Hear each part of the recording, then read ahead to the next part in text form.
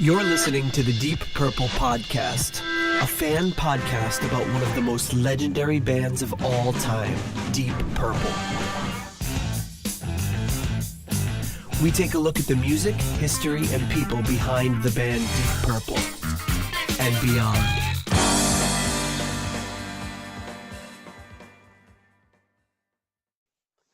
Welcome to the Deep Purple Podcast, Episode 5, Deep Purple. I am your host, Nathan Beaudry, and with me, as always, is John Matola. How you doing, John? All right. Welcome to the podcast. All right. So if you want to keep up to date on the show, you can do it on Apple Podcasts or your preferred podcatcher. Just hit subscribe. You can also subscribe on YouTube.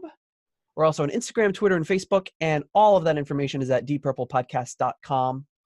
If you like what you hear and you want to support the show, you can become a patron on Patreon. That helps us to get more episodes out there. And if you want to help us get new listeners and more listeners, give us a review on Apple Podcasts.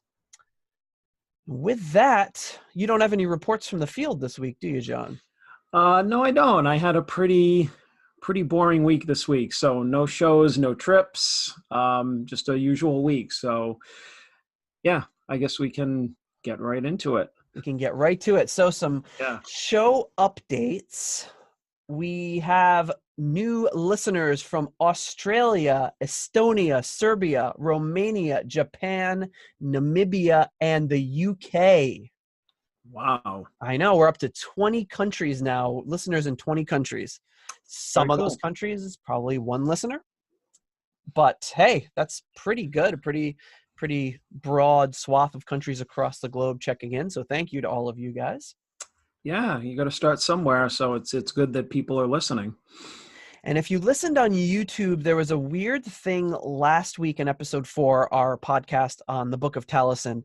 So when I uploaded it, when you upload these things to YouTube, an algorithm goes through the file and says, okay, there's these songs here. So you can't make money off of it, which is fine. We're not trying to make money off of these videos on YouTube, of course. And it'll say, okay, it's got this song, and this song. So these songs are copyrighted by these people. And if if there's any ads on it, they're going to be the people that gets the revenue. Fine. But for some reason, the song, The Shield off of the Book of Taliesin, made some sort of thing where they said, we're not going to show this video even in 236 different countries. So I think it was some sort of glitch in the algorithm, because I found at least, 100 other videos on YouTube that had the song The Shield, including just videos of the full album of the Book of Taliesin. So I don't know what was going on with that, but so if you listen on or watch on YouTube, you might see that there's no audio, like there's a glitchy audio during that part because it's trying to cut out the song. Every other song on Book of Taliesin, no problems. So very odd how YouTube does that. Yeah, that's kind of weird, but well, whatever. We don't own these songs, so they can choose to do whatever they want to it. But there's I'm looking at these videos that are get 10 million views of people just sitting there listening to a song and going, oh, that's cool. And then just listening to the song for some more, all these huge popular songs that people are doing this to. And for some reason, a 50-plus-year-old song from Deep Purple is giving us issues. But anyway, that's the big updates. Another update, John's got a new mic. Yeah. Testing, 1, 2, 3. Hoping to get a little bit. We're going to try a little different mix with the audio this week, so that should be interesting. Yes, as with the actual Deep Purple albums, hopefully my quality improves with time, and I don't sound like I'm recording out of a trash can. So we've got a ton of updates this week. Lots of stuff going on in social media. Talk to me, baby. Like we were talking about last week, just getting tons and tons of feedback on social media, even though we really don't have a lot of followers at all. A lot of stuff going back and forth on Twitter, a lot of really diehard people talking about the show and talking about their Deep Purple stories and stuff like that. So one thing is, I posted on the 15th of May that it was the anniversary of the release of Rainbow Rising album. And Mm. people automatically just jumped in and were like, no, it's it's May 17th. It's May 17th. All these people jumping in, which I thought was cool because I was like, wow, people are really paying attention and they're really on top of it. Like people like, I remember it. Of course it was the 17th. So that was one example of that, which I thought was great. That's the kind of feedback we want, is like when we get things wrong. Mm-hmm. I did get it from a book though. There's a book on Deep Purple that I got that May 15th date from. So I guess that book was wrong because I looked around and saw May 17th everywhere. Well, I mean, I think, and I mean, I can't remember, but I know that on whatever day you posted this, there were also several other pages, which I think one of them might have actually been Ronnie's official page, which listed maybe that is the official release date, but who knows? It could have been different in different countries or markets. Usually there's like a couple of days or even weeks lag time when an album is released. So it's close enough. I mean, it was released this month, so that's and it's a fantastic album too. I can't wait to get to it. It's definitely iconic. Yeah, it's gonna be a lot of fun. Yeah, I'm finding a lot of in putting together these dates too, finding a lot of discrepancies between the U.S. release, the Japanese release, the U.K. release, and nowadays I think things are more or less released all kind of at the same time. Mm-hmm. But back then that was kind of more commonplace. So we also got this from Ian DeRozier. Killer album. Hammond organ is the best thing God invented after Frank Zappa and the riff for Burn, which I agree. It's great stuff. We got a review on Apple Podcasts that is not from our family. Great. And you can tell because it says I'm not a friend or family of the hosts. And all right, that kind of makes it sound like we told them to say that. Matteo Masiello, we're both of Italian heritage, so could possibly we are related to him somehow. But it says a good podcast that focuses on one of my favorite rock bands. Thank you, Sabbath Bloody Podcast, for recommending it. So far, I am satisfied with the hosts and their novice approach to the band's history. I look forward to future episodes. So that's great. Thank you, Matteo, for the great review. And thanks, Sabbath Bloody Podcast, for getting our name out there. Yeah, Sabbath Bloody Podcast is our greatest supporter, so I really appreciate the support that he gives us. Mike Healy, now he came in with a lot of stuff this week, a lot of really good stuff. So he's talking here about the Rising album. I'm sorry. No, I think here he was talking about a different album by a band that we talk about every time, but I found out I am pronouncing it wrong. It is pronounced Quatermass. Oops. Not Quatermass. And I don't think I ever said the name of that band out loud until we started doing the show. Mm-hmm. And like I say, I remember years and years ago, in the early days of the internet, reading about them and thinking about the band, but never had actually said it out loud. So anyway, Quatermass, he says, I love that album. He's talking about Quatermass's album, their first, I believe, self-titled album. Very huge influence on my own writing and playing even to this day. I got it on CD in 1997, mostly due to its other interband relations, in this case Atomic Rooster, which I don't know, and Hard Stuff, which is another John Gustafson band. I even have the US pressing. Very cool. He comes in later. So I asked him about the pronunciation, and he says Quatermass would be correct. They took their name from a movie, Quatermass, and the Quatermass Experiment. Then he goes on to post a bunch more stuff. He posts this picture of Mick Underwood's wedding, and you can see Ian Gillan there as the best man. Oh yeah, there he is. Ian Gillan in the white suit. Mick Underwood is right beside him with his new wife, Sue Underwood. J. Peter Robinson and John Gustafson from Quatermass are right to the right of him, or to the left of him. So it's really really cool stuff. A little close up picture of the group there. That would have been quite a wedding to be at.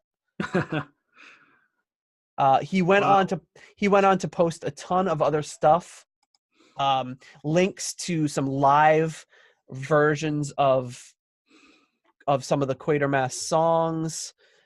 Really, really cool stuff. And then there's also something of them on German TV interviewing Gloria Bristow, who is the manager of Quatermass, and the announcer calls it Quatermass, and she goes, Quatermass. She says it's pronounced Quatermass because that's the way it's spelled. And they're like, she's like almost a little snotty about it. It's like, well, it could also be pronounced Quatermass, isn't? But anyway, so we've got our wish. 5 episodes in a row, bringing up Quatermass, but the first time we've pronounced it correctly. All right, let's keep it rolling. Hey, I think we can. I think now that's just basically a challenge. We've got to keep it going every single day. I think you'll find a way to work it into every episode. Yeah, I won't have a hard time because I really, really love that band now. So I'll have some links in the show notes of some of the different things they place. There's one of them's on German TV. There's another one on a TV show. There's some. He also put in an audio of Elf with Ronnie James Dio covering War Pigs before Ronnie James Dio obviously was in Black Sabbath. So that was kind of an interesting one too. So I got a lot of really good notes from Mike Healy. Thank you so much. They'll be in the show notes. Cool. That's it with updates. Now we got to really kind of get right into Deep Purple. And after Book of Taliesin, they went on to Playboy After Dark. And have you seen this video? Yeah, I have. I love Rod Evans' dance.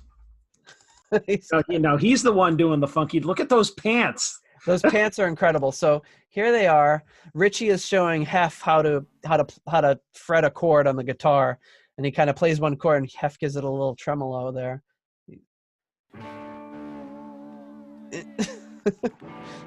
It's funny seeing Richie with his big hair.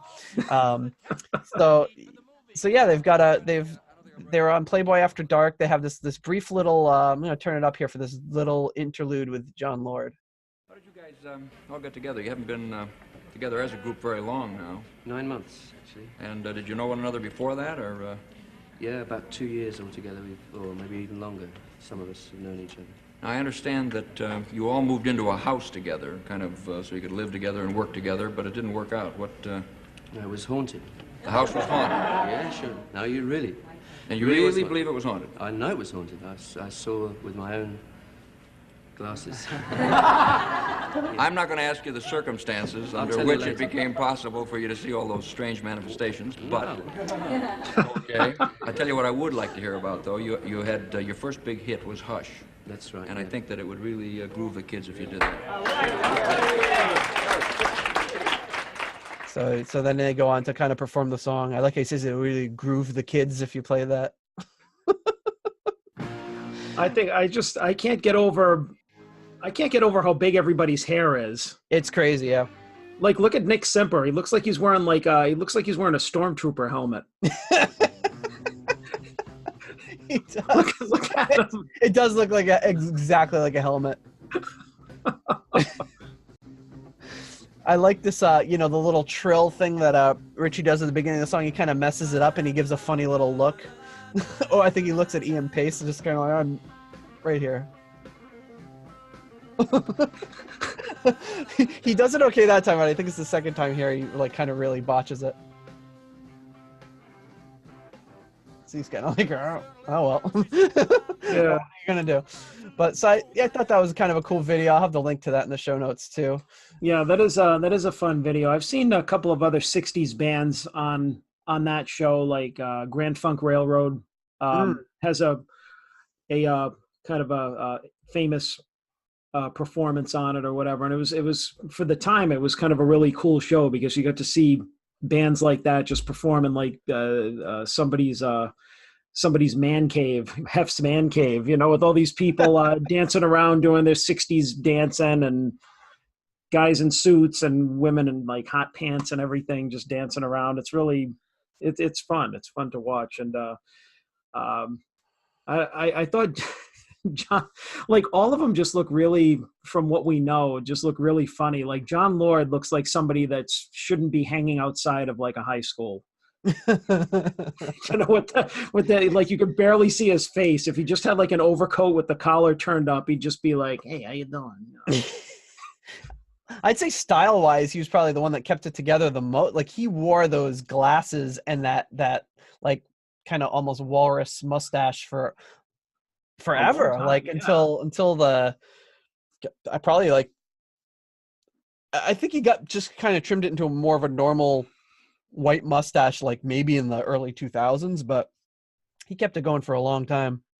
Yeah, I mean, he was yeah, I mean, I just remember like thinking that he was always like in his 50s, like when I started like, and I think he was like 29 in that clip or something. He was like not even like barely out of his 20s, like or early 30s, He probably would have been like he was born in I think 45, so he would have been what, like 25 or something. something like that. Yeah, But he always looked like the dad, like all the dads looked when we were growing up, you know, like the dads in like the late yeah, 70s, early 80s, like just always looked like that, you know. yeah, I saw somebody had posted, and I keep seeing all these great pictures of because of these great people that have been following on Twitter now with this account, and somebody posted like these glam shots of the Mark III lineup, and it's all of them like out in the woods, and there's like, you know, a glam shot of David Coverdale and one of Glenn Hughes, and they all look kind of normal. Then you get to John Lord, and he's got the shirt like with only the one button down here, and he looks so out of place, you know. Ian Pace a little too, but John Lord just looks like wait, is that the dad? Did he drive them to the photo shoot? Like, what I thought was really interesting too about the early days is that John Lord was the spokesperson for the group, which I guess just given like everything that we know or assume to know about Richie, you'd think that he would be the spokesperson for the group. But John Lord was the one that did all the interviews and like he was like the face of the band, at least in the early days, right? yeah, and that came up in our episode last week where we talked about the artist John Lord as well, who did the art for Book of Taliesin. He got a message from the leader of Deep Purple, John Lord.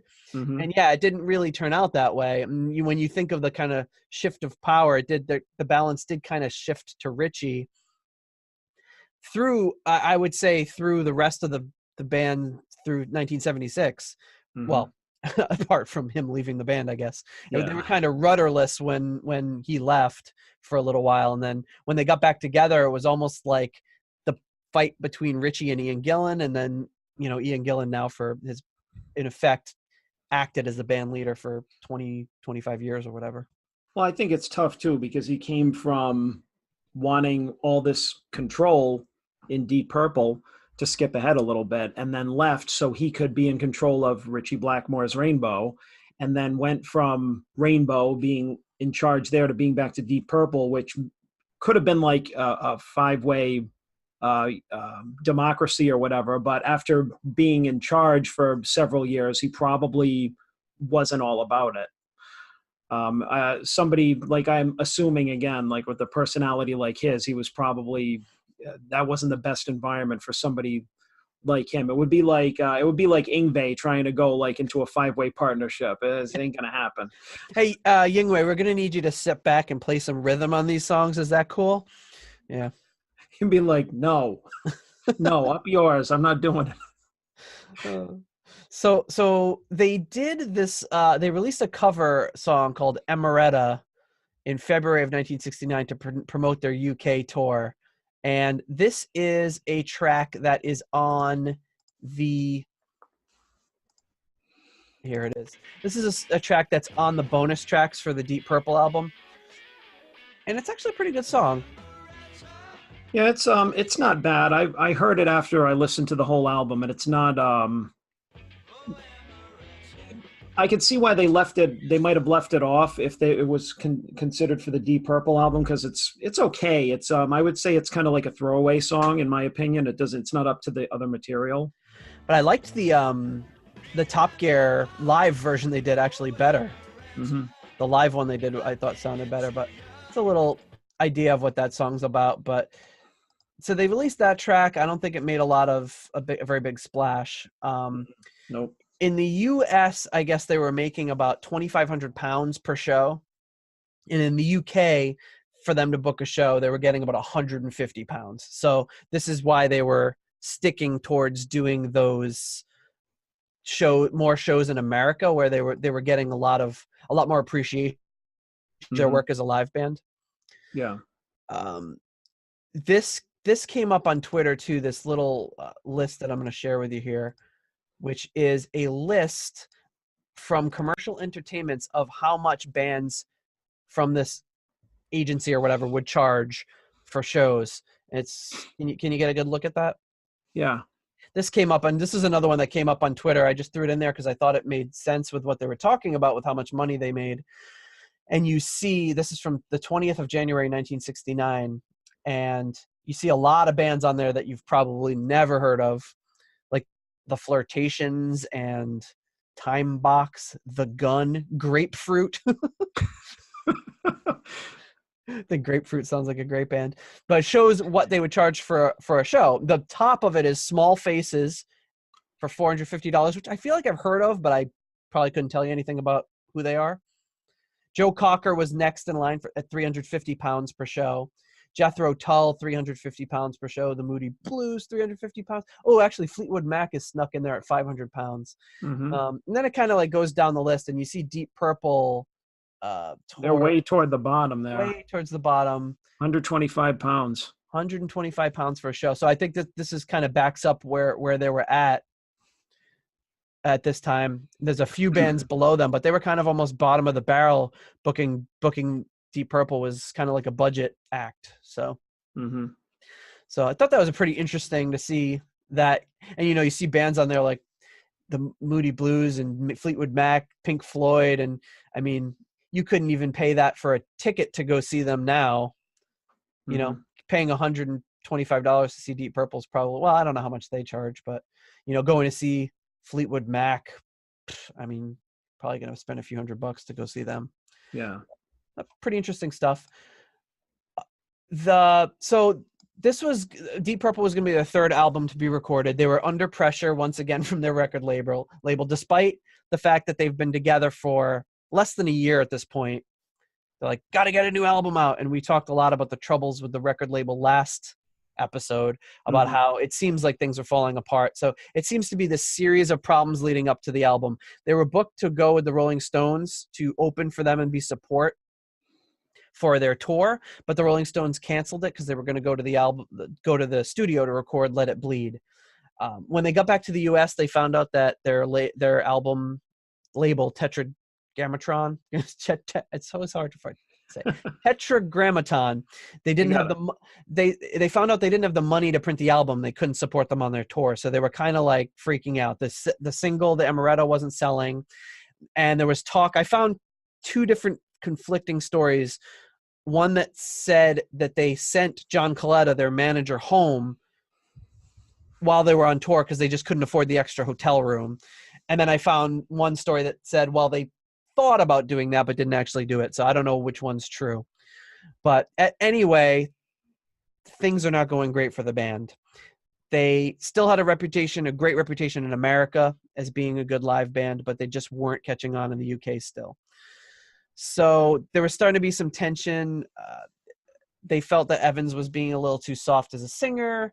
And I talked about it last week, how Ian Pace was saying that Simper was kind of stuck in the 50s and 60s sort of bass playing, and they were looking for somebody a little bit more interesting. And it was like Simper and Blackmore were kind of siding up that they didn't want to do as much classical sort of stuff, whereas John Lord was pushing for more of that classical angle to their music.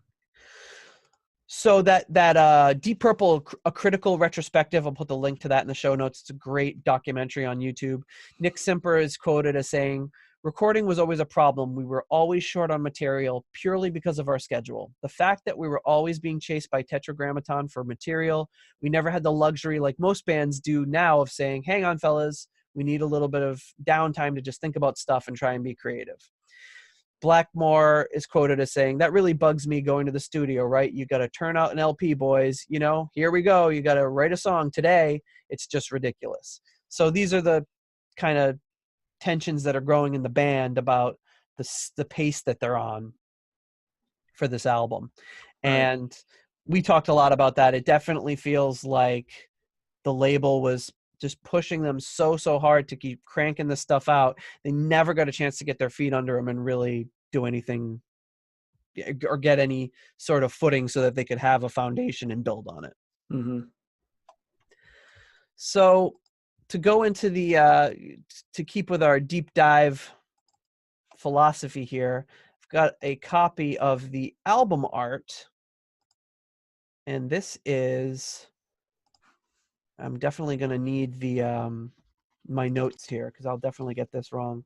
So this is by an artist named Hieronymus Bosch. Hieronymus Bosch?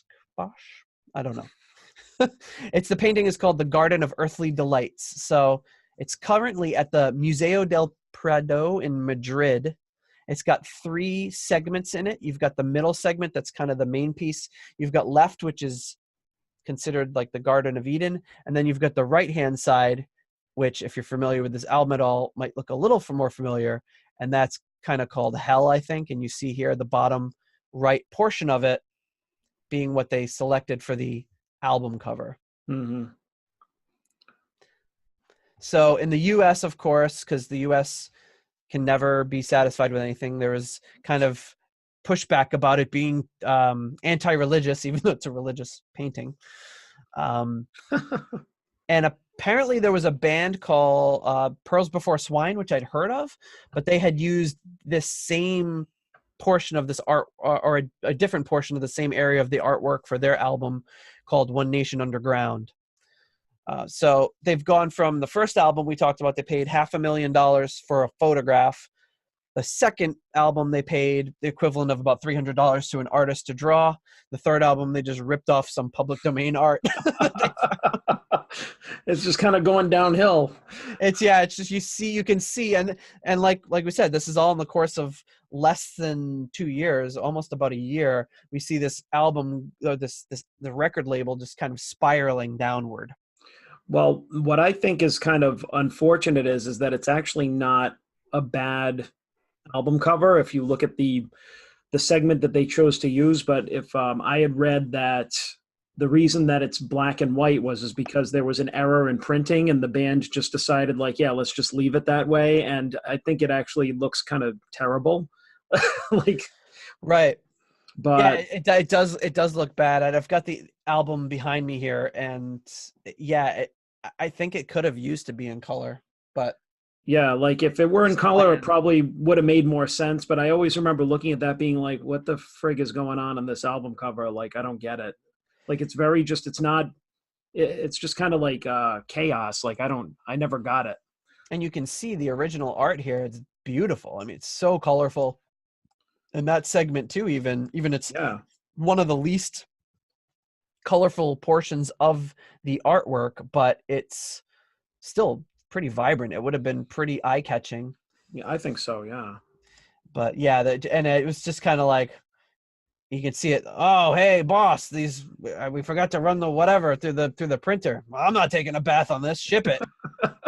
We got to get these boys. We're already on them for a 4th album. We got to get this thing out, Yeah, like we forgot to put the color toner in. Who gives a shit? Just put it out.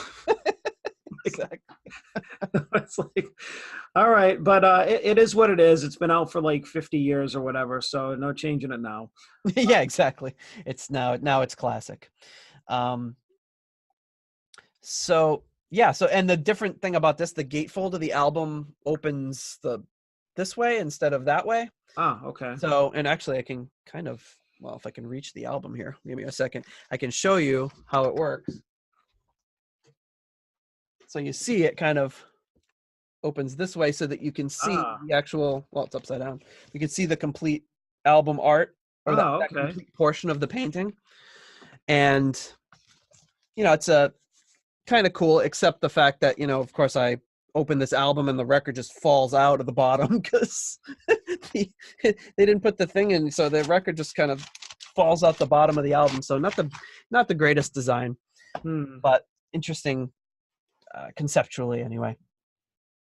So this album, again, it gets released in the US after they returned back to England for their tour. And the UK, they don't even release this until after Ian Gillan and Roger Glover are in the band, and they've already recorded Concerto and released it. And then they kind of released this album afterwards because they just were a mess. This record label was just a mess. And then we've got some stuff on the back of the CD here, which shows songs about John's. Oh, this is just kind of going through some of the songs about John's nightmares of love squeezed into 12-bar blues. Songs by Donovan, done how we thought Donovan might have liked to hear it done. Original rhythm ideas from Ian and Nikki. There's Nikki again. Songs inspired by our first visit to LA at earthquake time, with Ian's drums reversed and double tracked, or vaguely inspired by Otis Spann. That was another thing. They said this song was inspired by Otis Spann, and I Googled it and found about 100 results saying the exact same thing, but nobody can say what Otis Spann song, or if it's just the style of Otis Spann. Who knows? Songs which have Richie's wah-wah guitar tracked on afterwards, and solo 17 bars long. Songs which talk of the month of April, a very personal evocation of beautiful but sad time to us, and songs which have never yet seen the light of day to bring proceedings to a close. So again, throwing a bunch of nonsense on the back of the album, it's just like the Book of Taliesin, just like going on. You're like, okay, you're like, all right, let's let the record speak for itself. I think it's just funnier with you reading it like that, and then just like after all of it, you're like, yeah, this is horse shit.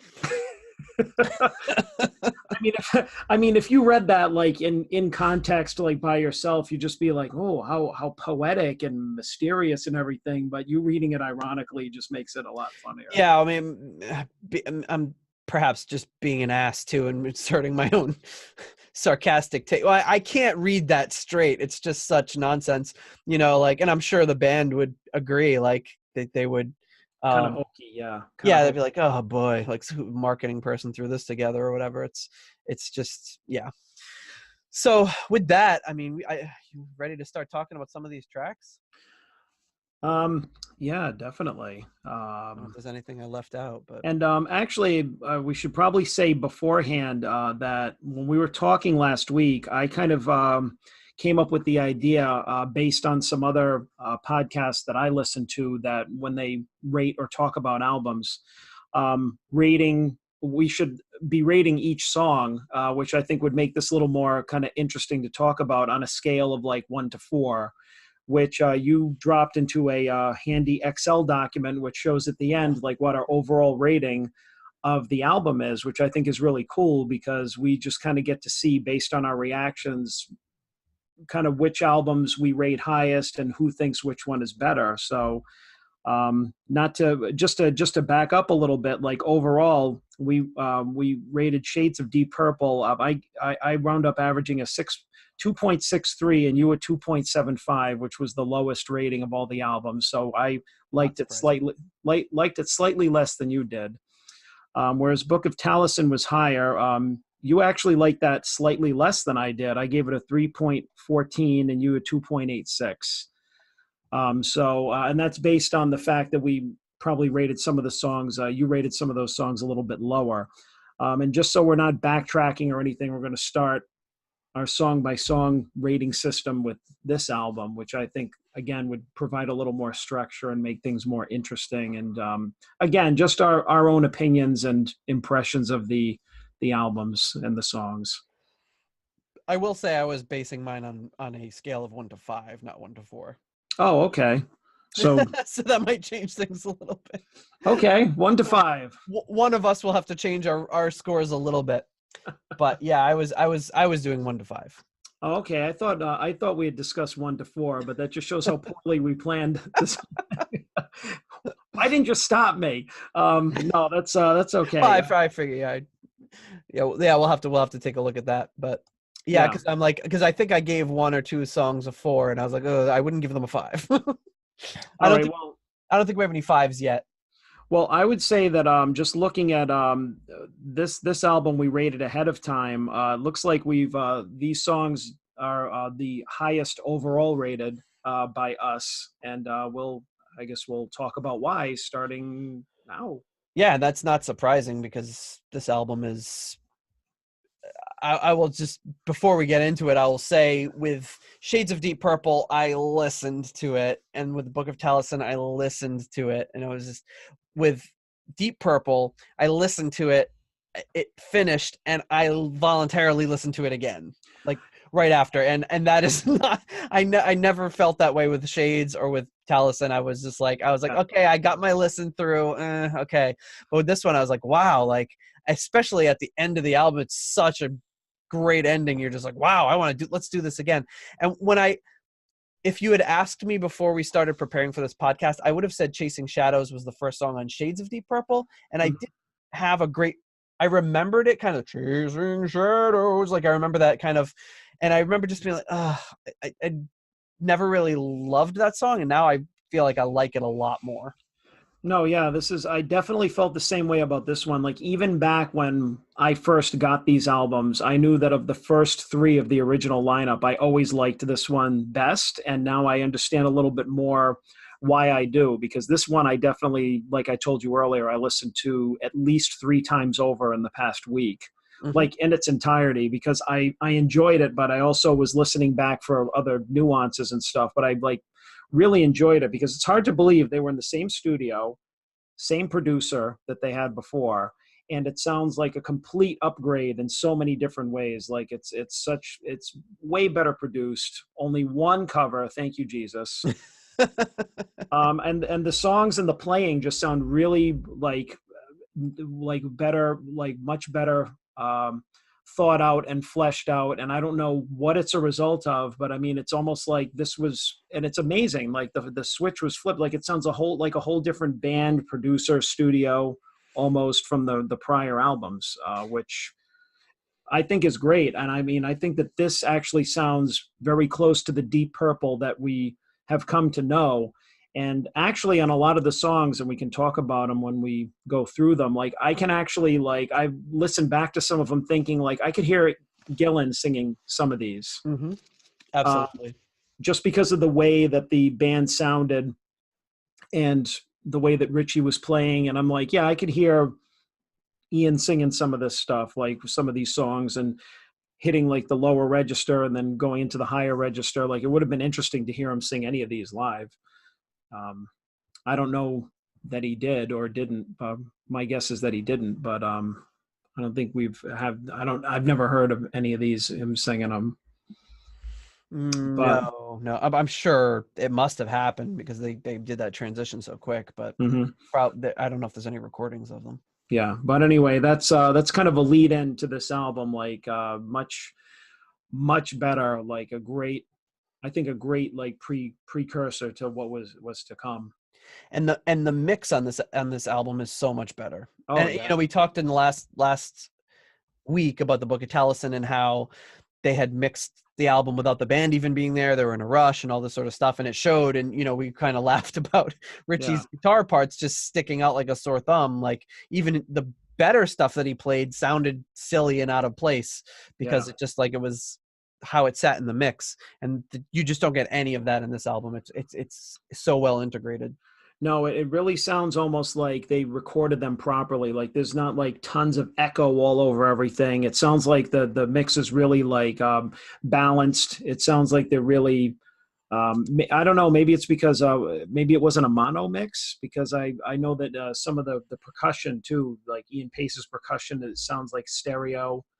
I'm pretty sure that Richie had switched over to Strat at this time because his guitar sounds like, just his playing is like light years better than the other 2 albums. Like it doesn't sound like he was like torturing a cat and a violin or whatever the other album sounded like. Like this actually sounded like, and he was channeling like his inner Kirk Hammett. He just like whipped out that wah-wah and used it for the whole album. Which I don't think I ever heard him use a wah-wah like really after this, which is kind of funny. Like he used it all over this album and then was like, all right, I'm done.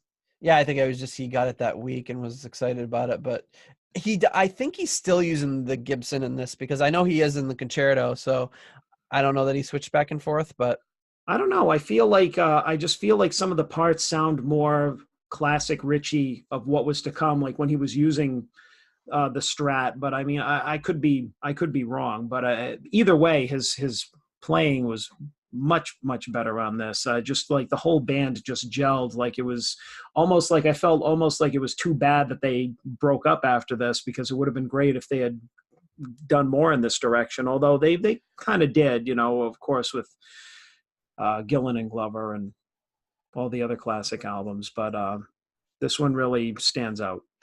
All right, let's get to it. We got the first track here, Chasing Shadows. So I love this. yeah, and I really like that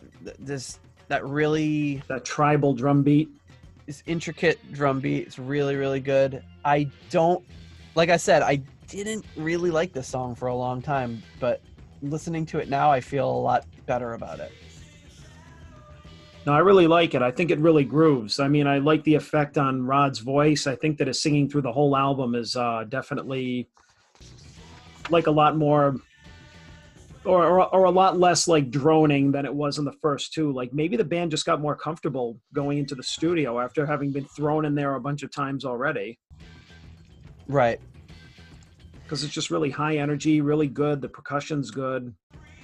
They said Martin Popoff's book, Getting Tighter, he says that this was based upon African rhythms created by Ian Pace. And then I hear there's two like conflicting things I've read in different books. They talk about the nightmare that John Lord had at the beginning of on the back of that CD release, and some writings I've heard it attributed to this song, and some I've heard it attributed to the next song. And I don't know what's true. We can't ask John Lord anymore, unfortunately, but maybe somebody out there knows which song was based on John Lord's nightmare. Well, this is definitely like a lot of the lyrics too on this album are very like dark. Like this one is definitely, definitely about a nightmare. Very visual. Dwarfs and giants 20 feet tall fill the room with their creeping. I mean, sounds scary, right? But yeah. For Blind, it doesn't sound that much better. So, but yeah, it's very like kind of dark subject matter. Very dark, kind of like the lyrics all over the album, kind of dark, brooding, depressing, like kind of lyrical content. Almost a little too depressing at times. They could have used a little bit of a lift me up, like it's almost like when they get to Ley Nia, that's almost like a very upbeat song. Donovan's like super depressing cover, or sad sounding, I should say. So here's here's Richie going into a. And I think he sounds great playing a wah guitar. Yeah. I mean, that really makes this album stand out. It's his only one where he's like doing these kind of solos. And I mean, it finally sounds like he's kind of part of the band. He doesn't just come out of like left field with this like these crazy ass bends and like. And listening back to Taliesin again, because I'm a glutton for punishment, I still think it was the tone, it was the mix, it was a little bit of his playing was not its best, but then it was also like I said, they would almost stop everything, and it would be this awkward transition from one part of a song to another, his guitar playing, and it just never seemed to work right on that album, and here it does. Oh yeah, absolutely. But I mean, I think it's a lot more like we can get into the other songs too. It's just like it's a lot more melodic. It's almost like he found his voice or his melody or something, that like how to work his parts into the rest of the song, rather than just like just kind of coming out of left field, like I said before. Yeah, totally. Like it sounds more natural. So that song, Chasing Shadows, I rated a 4, you rated it a 3. You rated a 4 out of 4, and I rated it a 3 out of 5. Yeah, because it's still not my. I really like the percussion part of it, and it's just not my. When we start getting deeper into this album, I just say, wow, like there's so much great material on this album. Yeah. So, all right. Well, based on what I know the system is now, I still give it a 4 out of 5, because I really love the the percussion. Like Ian Pace does some stuff here. It's like now he really starts to stand out as the great drummer that he is. I mean, you could pick out like he's actually started off a bunch of stuff with like some kind of really standout drum beats.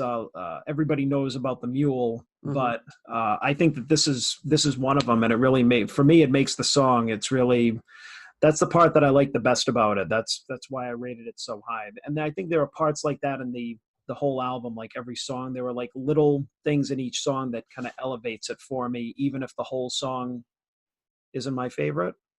Yeah, I mean, if you take away Ian Pace's percussion work on this, I don't know. Yeah, I mean, I think it drops a lot of quality from the song. So the next song up we've got is Blind, which may or may not be about John Lord's Nightmare. We don't know. We don't know yet. So this is Blind. And I really like the transition from Chasing Shadows into this, like a more kind of low-key song. At least it starts low-key. Well, I really like John Lord never, I don't think, used this kind of sound again, the harpsichord. Yeah, it's got to be a harpsichord, right? Yeah, which really gives it like this really kind of Baroque feel. And his little instrumental kind of coming back from the chorus into the verse is great. And an example of them doing a really good transition as opposed to the really clumsy transitions they did in Book of Taliesin. And this is another kind of song where the lyrics are about the seasons, which kind of seems to be like a little bit of a running theme between a couple of songs, which I think is kind of a cool thing to note. And here's the little thing right here.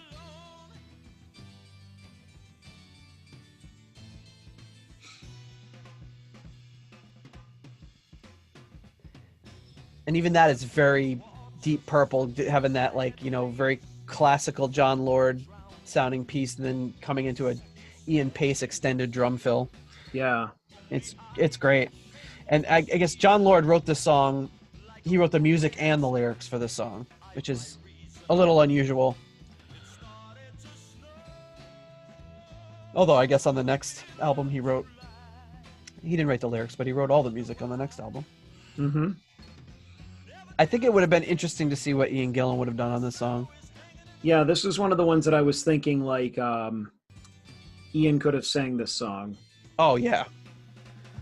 I mean, Ian Gillan can sing anything, but oh yeah, but I mean, it would be well suited to him. Absolutely. But this song again also kind of grew on me. So one thing that kind of stuck, I think when they come back into this from this segment, they go into kind of a guitar solo shortly after.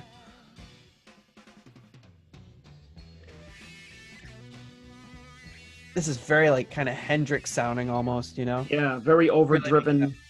I feel like if they had used that same technique from the Book of Taliesin, this would have sounded silly again. Oh yeah, that's the first thing that I thought is like you could recognize like how he came in was similar to how he would come into his other solos, except it didn't sound ridiculous. Exactly, it sounds like it belongs, and I really don't think, like I said, I think it was probably 10% of it was his playing, and the rest of it was just how it was mixed and arranged.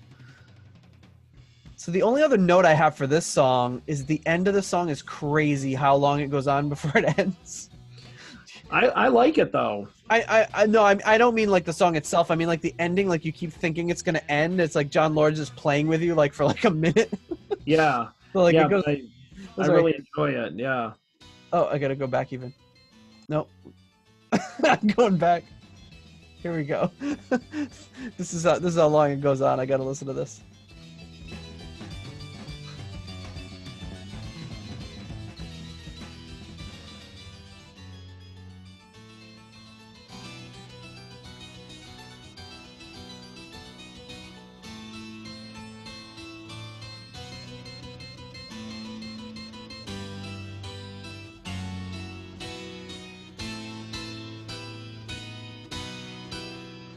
Well, he's really milking it.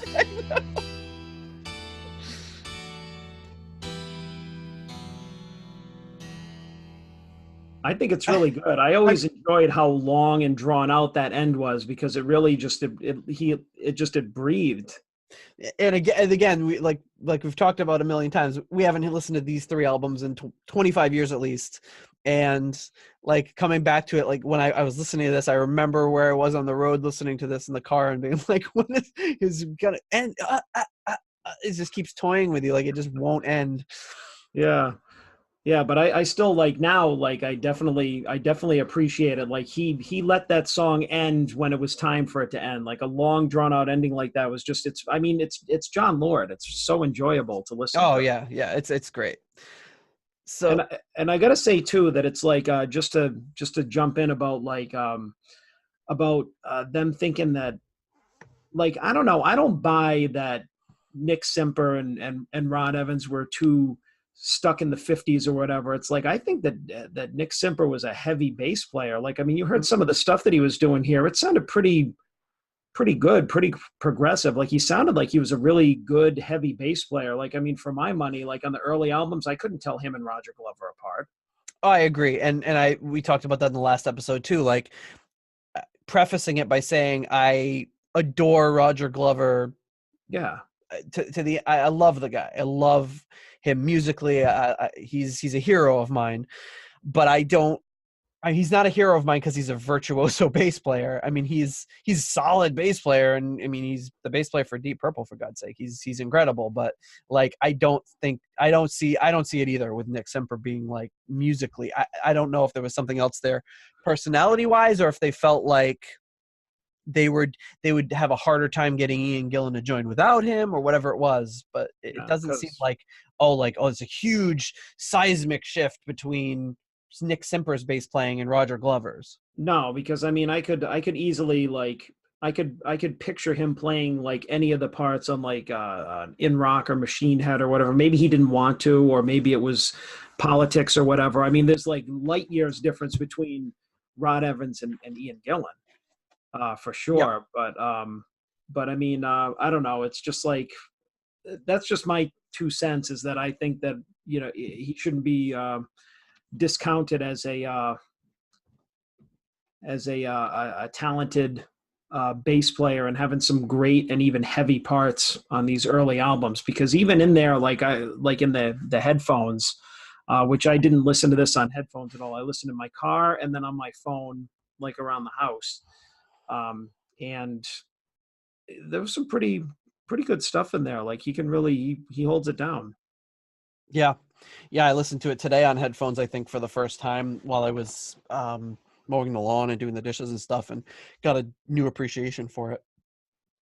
But switching gears a little bit, the next song is Ley Nia, which is a cover of a Donovan song, and I wanted to play the actual Donovan version here.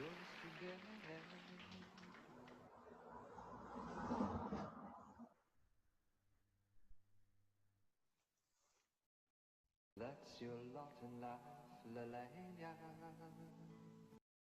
Can't blame ya. Ley Nia. So I didn't really know much about Donovan other than that he was in India with the Beatles, like when they went to go see the Maharishi, and he taught John Lennon how to play like finger picking style, and John Lennon used that for some of the songs on the White Album. So that was my only like real knowledge of Donovan before I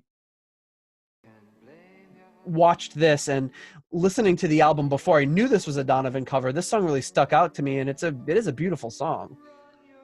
No, it's really nice, but this is I mean, I haven't actually heard the original until recently because I wanted to compare it to Deep Purple's version, and this is you know, obviously very like folk rock, different approach than Deep Purple took to it. I was actually surprised that with all I didn't know that it had orchestration in it. I'm surprised that, given John Lord's influence and background, that he didn't go with the orchestration. Yeah, I agree. Like it sounds like it would have been more kind of up his alley to do something like that. But yeah, again, well, I mean, they did use a lot of obviously orchestration towards the end of the album. Yeah, but in this particular song. But yeah, in this song they didn't really bring it in. But here's the Deep Purple version of the song.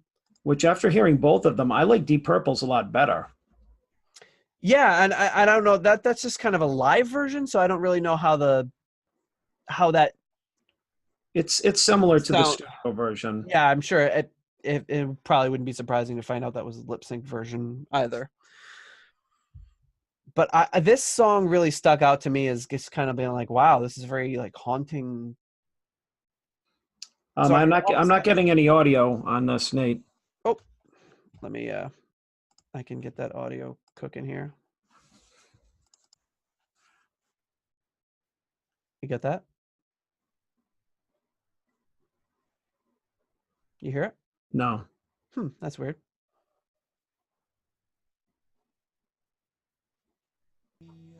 Oh, there we go. Oh, you got it. There you go.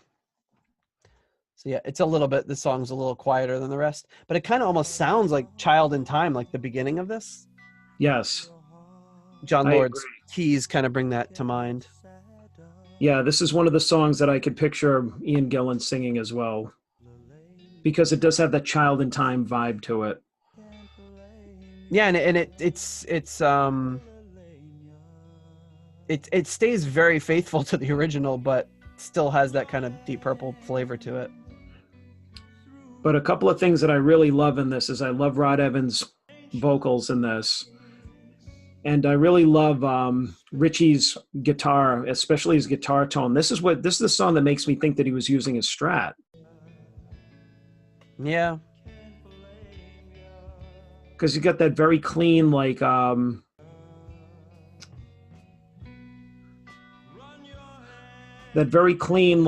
it sounds like a like bridge middle pickup or Or like he's using like maybe, or even maybe like in the 5th position there or something.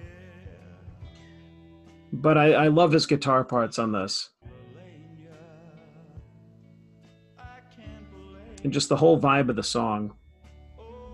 Yeah, that's great. And then I like the little shuffle that they go into. Kind of pick it up a little bit for John to lay down his organ solo, and it's really good. I wonder if Donovan ever, I'm sure he did. He must have heard this or had something to say about it, but I didn't research it. Well, I think out of all their covers, like on the first 3 albums, this is definitely the standout. This is the best one. Oh yeah, definitely. And I you know, I'd had enough of their covers going into this album, so. But it's nice that they did one, because I kind of think it follows the formula of like what most bands even do to today is like they'll have a cover on an album, not like 3 or 4. Right. Yep. And yeah, and I like we talked about before, that was kind of the formula. Was a new band in the 60s would play mostly covers and then start to winnow the covers down until it was, you know, a few albums in, they were successful and they could just do their own original material, or at least material other people had written but not released before. Mm-hmm. And, you know, the Beatles very much followed that. They had a lot of covers on their early albums, and then hit maybe it was, I think the Help album was maybe the first album they didn't have any covers.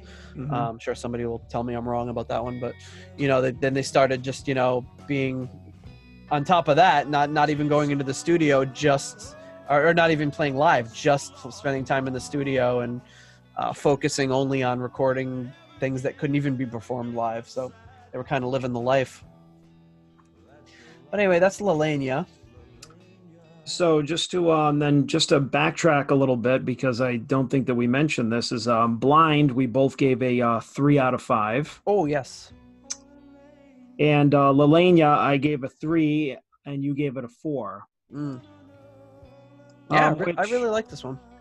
Yeah, which actually, I'm going in there and I'm changing my rating right now. I'm giving it a 4. It's hard when I ranked all of mine originally, you hadn't put your rankings in yet, and then when you ranked this album before I did, I found it like it was like influencing what I was gonna say. I was like, oh, maybe he's right. You know, maybe that is a 3. I don't know. And I love this at the very end. This is kind of like foresees Richie's kind of a volume knob thing that he did to make his guitar sound like a like a cello. Yeah. Right at the end there, kind of what he does. Like a little taste of what Mistreated will bring later on, you know? Yeah, absolutely. And I mean, that's just like, that's one of the little things that makes this album so great and light years ahead of the other ones, which just still blows my mind that, like you said, this band was together for not even a year, or they went into the studio like this will be the third time. And it's like, it was almost like Richie gained all this, he must have gained all this knowledge and experience. He must have still been practicing and absorbing other techniques of the time, and just like just really, really progressed, because like that kind of stuff is like what made him unique, is like that. And you see him do it on the Denmark 72 video too, was like that whole thing when he plays with the volume knob, and he basically makes his guitar sound like a cello. Yep. Or like a classical instrument, which I think is such a cool technique, and he does it a little bit here. Yeah, it's incredible stuff. So from that, we go into Fault Line, which is an instrumental, very short instrumental. Yeah, a minute and a half. Thank the Lord. Finally got it. And this is just very simply John Lord and Ian Pace playing together, and then they reverse the track, and then Nick Simper puts down a bass line over this. Just a really like overdriven, you know, almost Grand Funk sounding bass line. Yep. And then Richie's doing some kind of like guitar effects in the background. So it's like half the band is going forward, half the band is going in reverse. It's definitely a cool sound effect. Yeah, this is definitely cool for two reasons. That it's kind of this like really interesting, heavy, psychedelic almost instrumental, and they kept it at like a minute and a half. So it's like they don't draw it out like some of their other compositions in the first couple of albums. It just kept it to the point. Yeah, this is a really cool idea and a really good execution, but yeah, it would get old fast if this was a 5-minute song. Yeah. And it's only this one part, you know, boom, boom, boom, boom. And then it transitions like so well into The Painter. Oh, The Painter. So yeah, even though it's only a minute and a half, I'm still going to cut it off here. It's really good. It kind of reminds me of what, if MTV News was around in 1969, they would have used that as kind of their lead-in before, you know, like where they used to use P-Cells, but who's buying? Like, it reminds me of that kind of like feeling of what they would go for, you know. It's a cool, very cool sounding track, but then it goes into The Painter, and man, this song. What a song, yeah. Yeah, this song rips. It's so good. It's killer. And you can talk about how, you know, oh, I wonder what it'd be like if Ian Gillan sang this song. It's like Rod Evans does a great job on this song. Oh, absolutely. Yeah, he kills it. And Richie's guitar work is just incredible. It's a good song. I mean, it's probably one of the stronger songs lyrically. And then his open string pull-offs here. Yep. Oh, good stuff. Really, really good. And according to the liner notes of the album, this was recorded live with no overdubbing or double tracking or anything. Nice. Which could be one of the reasons it rocks so hard, is you're really seeing how well they played off of each other live.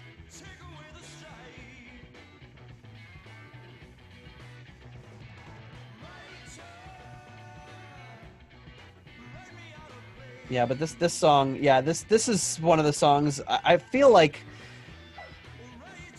the second side of this album is just dynamite. Like, it starts like this slow build. You've got Ley Nia, you've got this weird Fault Line song, and then, well, this would have been probably, I'm sure, on the first side of the album, because April is so damn long. Yeah, no, I feel like this is the last song on side one. Great closer to a side for an album. Back when they had to think about that sort of thing. Now it's just kind of one continuous thing. But wow, this is a great closer to the first side. And then, you know, Richie is just kind of like grooving along like he would in future Purple albums on this extended solo. Yeah, this is one of those ones that if you could see the Mark II lineup doing this, they would, you know, this is a almost not even 4-minute song. They would have made this a 9-minute song live and just extended this and had some trading off between Richie and John. And I'm sure they did that live even in Mark I. But yeah, they just got it figured out on this song. It's just so good. I mean, we could go on and on, but I should probably stop it there. Yeah. So this one we both gave a 4 out of 5. Yep. So we both agreed on that, and like I just changed mine for Ley Nia. So those are 2 high-rated songs for us. That's probably definitely one of my favorites. It's probably my favorite like rocker on the album. Yeah, it's really good. And going into the next song, Why Didn't Rosemary, I feel like I've been singing that one a lot lately too. Like that one's been stuck in my head. But yeah, I was trying to be very hesitant in giving anything a 5. Mm-hmm. Because I was like, if I start giving things on the first 3 albums a 5, where are we gonna go when we get later?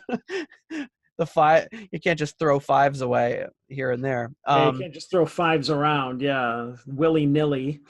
You start giving things on Shades of Deep Purple 5s. I mean, how much higher can you go? It's like, what? The anthem? I don't know. But so that's the end of the first album. Then we go into Why Didn't Rosemary, which starts up here. Which isn't lyrically this based on Rosemary's Baby? Yeah, so I guess they had gone to see Rosemary's Baby, and they kind of thought it'd be funny if, like, why didn't Rosemary take the pill when she wouldn't have a baby? Yeah, which I thought was kind of a really odd thing to put in there. It's just like, just kind of some weird lyrics. This is weird. It's a rocker song, though. It's really... Yeah, I definitely like it. It's probably like overall like one of the only kind of like filler songs for me. I like it, but I don't love it. Yeah. Like I could skip over it. Like it doesn't get me going like the last song. But it definitely like, chugs along like that, just that thumping beat in the background. This is one that I could just see Ian Gillan singing. This is one of the ones where they talk about where this is like 12-bar blues, but the verse has 14 bars and the guitar solo has 17 bars, which is really weird. I mean, I don't know that anyone would really notice that, but you've got Blackmore and Lord trading solos here, so it's just a rocker. It's not like anything groundbreaking, just kind of standard 12-bar blues, except they threw in 14 bars for some reason. Because they're Deep Purple. Yeah, they do something musically interesting.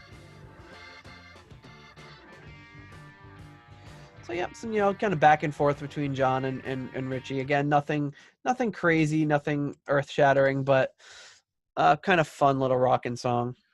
Yeah, and I mean, I like it. It's got that kind of got that same kind of groove of like the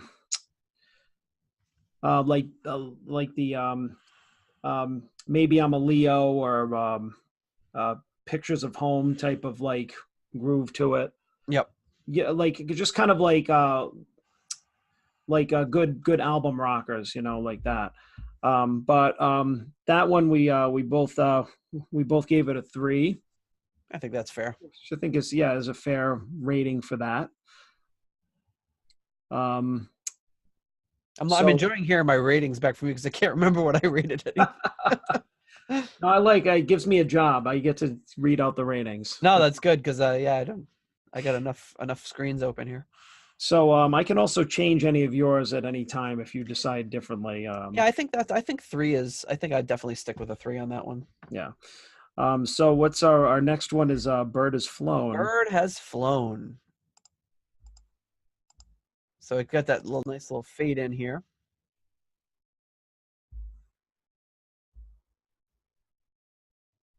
So this was the B-side when they released that Amaretto that we heard earlier in the episode. As a single, this was the B-side. You got Richie doing this wah guitar. This to me sounds more like something you would have heard on one of the first 2 albums. Yeah, maybe a little bit.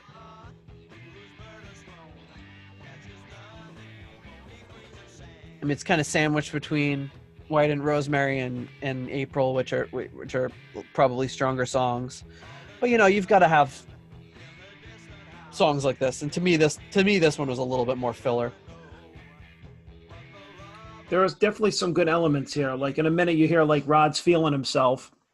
It's like he goes, "Hey." He's really starting to get in the groove. There he is. Hey. So that book that I talked about last week, by Steve Pilkington, where he breaks down every song. I gotta read this to you because this just had me cracking up. So he's he gets some Elvis. I really like this. I kind of like that part, yeah. And Richie doing the little cello thing in the background. Yeah, it's almost ridiculous how low he gets, but it kind of works. I kind of like the juxtaposition between the verses where he's got that doubler on his voice, and then he just gets right up to the microphone. And he's like, "And baby, So that in that book, Pilkington calls this song lyrical nonsense, and I've got to read this excerpt to you because it's so funny. He says, "The song seems to dismiss the problems faced by a beggar, a lonely hermit in a cave, and some unidentified children in a distant house, which we fear may be an orphanage. Indeed, the life issues faced by these unfortunates are waved away when compared to the anguish felt by the unfortunate lover whose bird has flown. So the message is, if you're penniless, without any human companionship or indeed parents, cheer up, because at least you haven't had a breakup with someone." So then he says, there may be disagreement on the streets of India about this, for example, but we'll let it slide. A good track for all of the lyrical nonsense. So I thought that was kind of very harsh, but kind of funny, because if you read the lyrics, it's all about, oh my goodness, the beggar and is suffering, and the children in the orphanage. And then he's like, yeah, but it didn't work out with my girlfriend. It's like, it does, when you kind of put them side by side, it's like, oh, buddy, people have it worse than you. True. So Bird Has Flown was rated a 3 by both of us. So again, very kind of average. Again, I think that's like between that and Why Didn't Rosemary are probably the two tracks that like I would probably skip. If given the choice. They're not like standouts, but it's just like they have their good qualities. They're definitely they rock, they're pulsating, they have that good beat to them, but they're not like the other ones. It's just like the tracks on an album, there are some that you always skip to or you always rush to get to because you want to hear them again, and these two have never really been that for me, but they overall make up part of a great album still. Right. All right, then we go into April. So this song is long. So this is the longest song ever put on an album by Deep Purple. Clocking in at over 12 minutes. 12 minutes, yeah. And, there's a lot of theatrics in the song, a lot of lead-in. The song itself proper doesn't start until, it's basically like a 3-minute song with a 9-minute intro. And I did make a few time stamps because there's a few real interesting things I want to make sure we talk about. Well, I love Richie's acoustic guitar on this. Oh, it's great. And I love this whole intro. Yeah. I think having like a long orchestrated lead up to this climax that you hit at the end of the song, which is incredible, really works well. And you hear some acoustic guitar, which how often do you hear that on a Deep Purple song? Yeah, like this is makes me think of way down the line Soldier of Fortune. Oh yeah, that's probably the next time you'll hear it. Yeah. I mean, you'll hear him do it a lot more in Rainbow. He uses the acoustic a lot more in Rainbow, but and in Blackmore's Night, he's using all sorts of lutes and and acoustics and all sorts of stuff. But again, Richie's classic tone. Yep. This part right here, is it here? They go into this little classical part at around the 2-minute mark that, to me, sounds very, very familiar. It'll happen in just a couple of seconds here.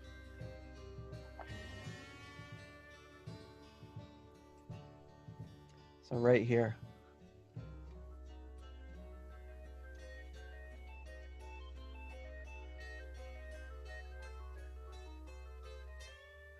So anyone who's ever played The Legend of Zelda for the original Nintendo, that is like, they had to have based that off of that little run. And I know, you know, Deep Purple was huge in Japan. And I remember when I first started getting into Deep Purple and hearing some of these, like in Burn and in this song right here, hearing these little snippets and thinking, wow, the composers who were writing the music for the original Nintendo probably, I mean, obviously they're both derived from classical music too, but I think Deep Purple had a lot of influence on early Nintendo music. There's probably there's a whole episode we could get into with that. Yeah. So there's that part. There's what's the other part here? So over here they bring in this string section here.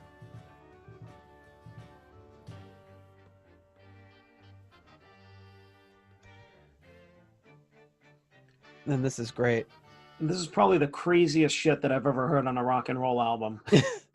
It reminds me of I will mess it up. The second half of Aqualung. Okay. Where it's very are you familiar with that album? Not right now, but I've definitely heard it in the past. Like the last half of that album is very much like kind of all these bits and pieces strung together. It's not as much orchestral stuff, but it reminds me of the kind of same kind of feeling. Well, this is great. And then it gets to the end here when it actually kicks into the real song. Yes. And it just, wow, like after all that. And Richie is just right here. He hits this like 7 chord. It's just like, oh. Yes. So that's some of his like Hendrix inspiration, I think, there.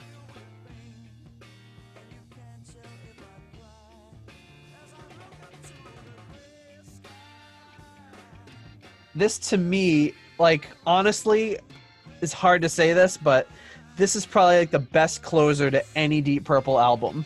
It's just, it's so epic. It's so well done. Yes. And I mean, upon listening a couple of times, it does bring in like the melody of the opening before the orchestra. Like it ties it in. Like you don't really hear it right away because that was like 10 minutes ago. So who remembers? Yeah, exactly.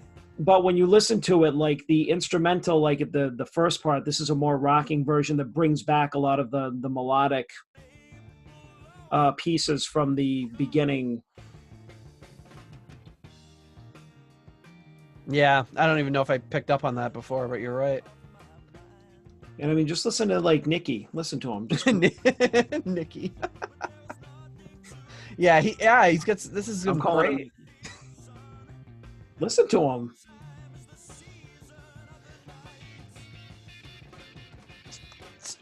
So one interesting part about this song is supposedly written about Ritchie Blackmore's birth month, which is a weird thing to write a song about.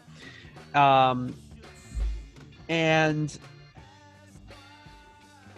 apparently Ritchie's ex-wife said that Ritchie and her met in April, and the song was about that. But when you read the lyrics, you're like, wow, I hope this song was not about meeting you, because it's really depressing.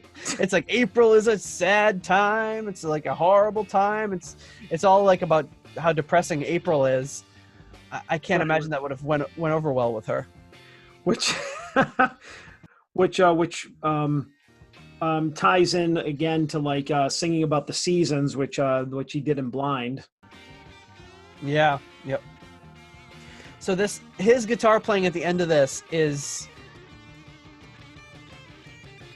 just on point. I mean, and it's a little like raw and sloppy, but like at the time in 1969 to be playing what he's playing right now, Like there the weren't sweet arpeggios. he starts going to freaking sweep arpeggios in 1969.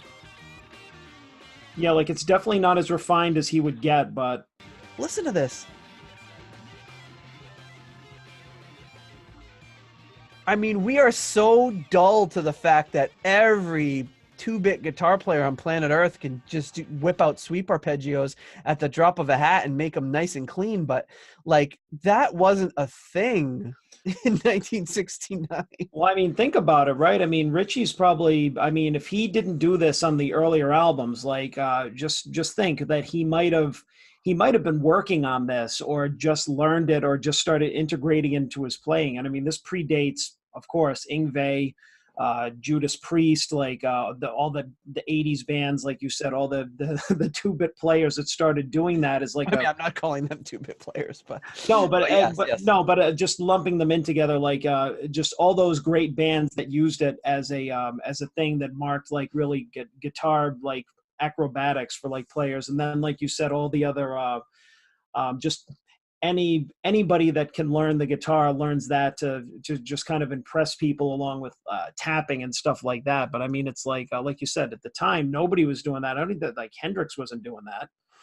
No, I mean it's like you could walk into any Guitar Center in America, right? Well, maybe not right now, but if they were open, walk in and there'll be like 12-year-old kids probably playing cleaner sweep arpeggios than that now. But like I said, like that's something that got developed. It's like over the years and got refined to a point where it's a commonplace thing that people could practice and like get better at. But you know, guitar playing has come such a long way in the last 50 years, but man, for him to be doing that then is just, and he's doing a great job of it. It's just, I mean, I couldn't play, you know, like I always look at like the guitar solos. I'm like, well, I could play that. Like, you know, most of Richie's guitar solos I could play. I couldn't play with the feeling that he has. I couldn't play it as clean as he does. I couldn't be Richie about it, but it's like I could figure it out. It's like I don't know if I could play that one. Well, I mean, that is something too, where it's not hard to believe that he started integrating that in the playing because in his playing, because they were doing so much classical stuff. And I mean, you hear that on stringed instruments and in orchestras all the time, arpeggios. And obviously not on guitar, but I mean, if you listen to the other two songs where he was doing that kind of like cello effect with the volume knob, and that, like, you could, even that early he was getting into it. Mm-hmm. And I didn't even actually realize this, like what we're talking about now, until maybe the second or third time that I listened to this outro. And then I realized, like, and maybe it's because it was, like you said, it's kind of so raw and sloppy. I'm like, shit, he's friggin' sweeping the hell out of this thing, you know? And it's like, it's like the late 60s. And I'm like, and I didn't even notice that, like, until done in an emotional way. Like so many people that do like these sweep arpeggios, this crazy tapping, it's so sterile and so like emotionless. It's just like this thing that it's like they're practicing a scale, you know, it's just like, and it doesn't have any, but here it's like it's almost like he's like, if you had told me he'd never done a sweep arpeggio before that, I would have believed you, because it was almost like he was so into the song and so into the solo that he just, like, it came out of him and he's like, what the hell am I doing? What, you know, like that's how intense it is. Like, I don't know. I don't know why it gets me so worked up, but it's just really, really impressive to me. Yeah, because it's good. I mean, the feeling comes through, and that's a difference between a good song and a kind of a mediocre song, or a good guitar player and a great guitar player, is just that emotion from the players, or the song comes through and it hits you. And that's why stuff like this is so lasting. I mean, it's obviously like this song and this album are the most popular, but in the Deep Purple catalog by a long shot. But I can't think of a time he did that from 1969 to 1974. I can't think of another time he busted out some sweep arpeggios. So like, I don't know where that came from. Yeah. Yeah, and that song obviously got a 4 from both of us. Yeah, man, like, yeah, I mean, You're I could. you're close to giving it a 5, I'm aren't you? close to giving it a 5. I really like it. It's really good. The only thing that kind of like kept it at a 4 for me, or will now, is like, as much as I love the orchestra part in the middle, it's a little long for me. Um, Yeah, for I this mean, to I be the I like it. longest Deep Purple song ever, it's kind of. I mean, it's even like when they jammed out and did like those super extended versions of "Child in Time," they were still only like 9 or 10 minutes. This is Yeah. 2 minutes longer than that, you know. But I mean, I think that if there was like an edited version of this, if you cut the beginning instrumental before they went into the orchestra, and then you cut right into like the hard rocking part at the end, I would like that. And that's not to say that I don't love it, the middle part, or that I just, it's one of those things that I have to be in the mood for. Like, I think the third time that I listened to this album, I skipped over it and went just to the end part because I was waiting for it. Hmm. I Yeah, didn't want to. they make you wait for it, but the wait is worth it. Oh, absolutely. Yeah, definitely. And I have to say, it's just like, I don't know. I just, another thing that I was thinking of, is that I just think it's kind of weird that they talk about the pull that they had of like, oh, we don't want to go in this like direction that John Lord wants to go in or whatever. It's like, how are you in it? I don't know. I just think it's kind of funny. Like, how are you like, I don't know, like I don't know, Nick Simper or something in the studio, full of like musicians that you hired with violin players and shit, and you don't realize what kind of band you're in. You know, it's like, I don't want this. It's like, didn't anybody tell you like that you're playing with friggin' John Lord? It's like, I don't know. It's just like, it's kind of a funny thought to me. It's like, unless like they all got into the band together and this stuff kind of developed over a year, which I feel like they developed really fast. Very fast, yeah. And it's like most of that development probably should have happened off record, you know, but they were just cranking stuff out, and it was just like such a sloppy beginning to a band to go through all the stuff that they went through, you know, like Yeah. it didn't make any sense. And we've talked about, you know, combining the first 3 albums into one album, but I mean, this album is very solid, and you know, I think you could have made it a slightly longer album by shoehorning in a few songs from the first two, but this album stands on its own pretty well. So to recap, the Deep Purple album from me got a 3.57 overall rating, and from you got a 3.43. So I rated it slightly higher, oddly enough. Hmm. I feel like it probably gets the same rating, like if we think about it, because I think you like April slightly more than I do, as a whole. So we'll just call that even still, because I changed one of my ratings because we actually agreed on both of them, but I gave Chasing Shadows a bit of a higher rating than you did, Yeah. as a song. So that's kind of what pushed me over the top. But I feel like if you gave April like a 4.5, um, I feel like you're there.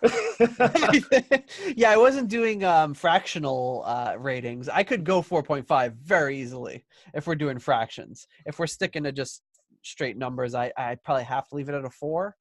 Mm-hmm. But Yeah, we are, but it's like so many of those songs on the previous 2 albums too, where it's like, is this really one song? Should this be 3 songs, you know, or 2 songs? Like, is this like the little interlude, classical interlude, and then April, or is it all one track?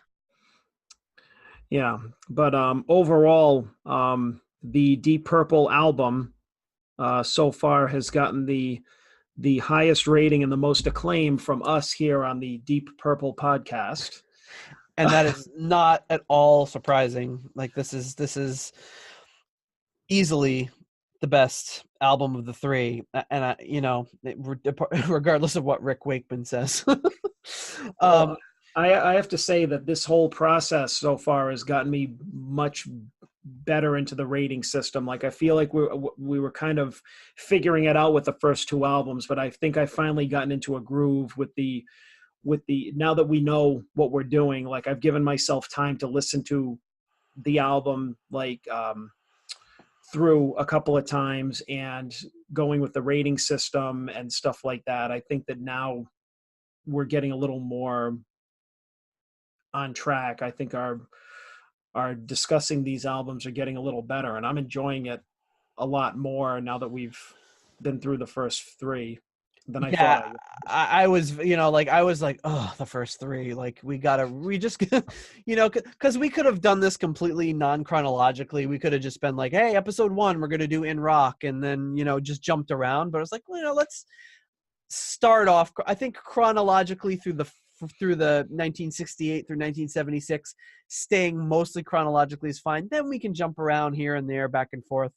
Mm-hmm. Whatever, we'll see what happens. But yeah, so I was like, man, it's gonna be tough to get through those first few albums. But this one was great, and like I said, I voluntarily listened to it right away after it was done, and I listened to it I've listened to it at least 3 times, maybe 4 times in the last week. So it's good to be in that territory. And honestly, with like the Mark II stuff, I have not listened to In Rock or Fireball or Machine Head in a really, really long time. I love those albums. They're great. But it's just like you hear them so many times and then you're just like, well, I get it. And then you kind of move on to other interests and other things. And so like I'm really interested to see taking that same critical approach towards those albums. Like, what's that going to be like? Like to really sit down and listen to In Rock again, like for the first time in a long time, it's going to be really interesting. Yeah. You got to get the concerto first, but still. I feel like I'm just going to predict concerto is going to be the hardest for me to listen to, just because that's not really, that music has never been in my wheelhouse. I've never really been able to, like, as much as I love Deep Purple and I respect all music and musicians and talent and everything like that, it's never been able to hold my attention. So this one's going to be a real test to see like how much I can actually like cling on to it and actually be critical of it without kind of zoning out or whatever. This is actually the one I'm most nervous about, because I don't know, you know what I mean? Well, that's funny because you got me into the concerto. I had never even heard of it. And I remember being in your basement at your parents' house, watching that for the first time on like a bootleg VHS that you had. Yeah. Being like my jaw on the floor because like I'd never heard of it. I'd never, even having a little bit of a knowledge of Deep Purple, hadn't heard of it, didn't, because it's not something that's even considered a Deep Purple album, but it is. It's canon per Deep Purple. It's their 4th album, and it's the first album of Mark II, which is insanity because just shows you all the kind of stumblings they had in their early years, like just the weird, like they should not have made it past this stage. Like they did everything wrong. They were with a bad label that was mismanaging them, and they still just came out of it. And they came out of Concerto with everyone just scratching their heads like, what the hell is this band? And then released like one of the biggest rock albums of all time. So, go from this straight up concerto to releasing one of the biggest hard rock albums ever. So it's really weird. Oh, I definitely thought at the time, and still do think, that it's a novel thing. Yes. I actually get kind of salty about the fact that, like, several years ago, whenever it was, when all these bands were releasing albums with orchestras, everybody from like Metallica to Kiss to everybody else. I think even Alter Bridge did one recently, and it's just like nobody ever. I never heard anybody give Deep Purple the credit for being the first band to do it. Everybody's just like, ooh, Metallica's recording with an orchestra. It's just like, ooh, who cares? Like like somebody else did this like 40 years ago. Right. Yeah. It's like, I remember when Metallica did that. I don't remember the exact year it came out, but I remember people kind of oohing and ahhing and thinking the same thing. Like, this is not a new concept. No, this is really old. And where do you think Metallica are huge Deep Purple fans? So like, where do you think they got the idea from? I mean, nothing wrong with doing it, but it's no, I'm definitely not knocking it or saying that it's no good, because I actually listen to some of these newer albums or songs and think that they're good, but it's just the fact that, and I'm not saying that the bands didn't give them credit, but that just anybody writing about it or talking about it on social media or in articles or anything just kind of approached it like it was this novelty, when it's not. It's almost like it's almost like they were silently giving these bands credit for doing something like, really groundbreaking. And it's like Deep Purple did it back in '69. And John Lord actually wrote all the damn music. Like, he actually composed a whole concerto. They didn't just like take Enter Sandman and throw some violins in with it or something. Exactly. Which I know is really dumbing it down, but I mean, that's what they did. No, it's exactly what they did. They hired some arranger who quickly could just kind of throw some orchestrations on existing songs.